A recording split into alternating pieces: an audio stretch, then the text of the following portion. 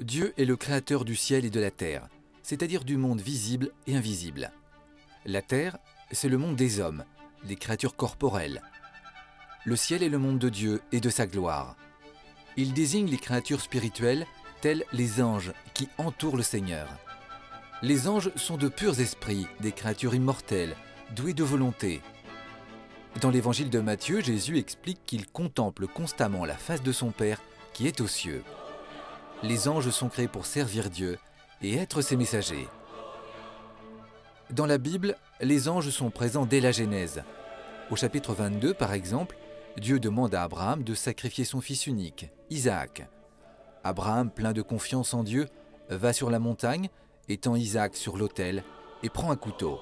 Mais l'ange du Seigneur retient la main d'Abraham et lui dit de sa part « Ne lui fais aucun mal, je sais maintenant que tu crains Dieu.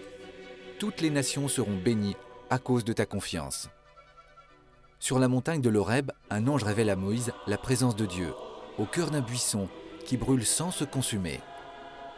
Pendant les 40 ans de traversée du désert, un ange veille sur le peuple hébreu et le mène jusqu'en terre promise.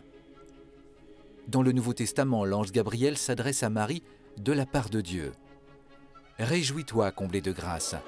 Tu enfanteras un fils et tu l'appelleras Jésus, le Fils du Très-Haut. L'Esprit Saint viendra sur toi. Rien n'est impossible à Dieu. » C'est encore un ange qui annonce aux bergers la bonne nouvelle de la naissance de Jésus. « Aujourd'hui, vous est né un sauveur, dans la ville de David. » Alors une troupe nombreuse d'anges loue Dieu en disant « Gloire à Dieu, au plus haut des cieux et paix sur la terre, aux hommes qu'il aime. » La nuit de Noël, les chrétiens chantent ce Gloria des anges. Puis les anges protègent la Sainte Famille, car à peine né, Jésus est menacé de mort par le roi Hérode. Un ange prévient les mages de ne pas retourner voir le roi pour lui faire connaître où se trouve Jésus. Tandis qu'un autre ange apparaît en songe à Joseph pour lui dire de s'enfuir en Égypte avec Marie et l'enfant Jésus. Au jardin des Oliviers, la veille de son arrestation, un ange fortifie Jésus.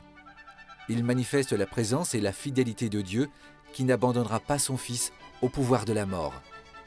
D'ailleurs, ce sont les anges qui annoncent aux femmes la résurrection du Christ devant le tombeau vide.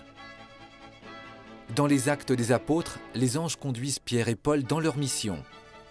Ils nous guident aussi pour nous faire grandir dans la connaissance et l'amour de Dieu.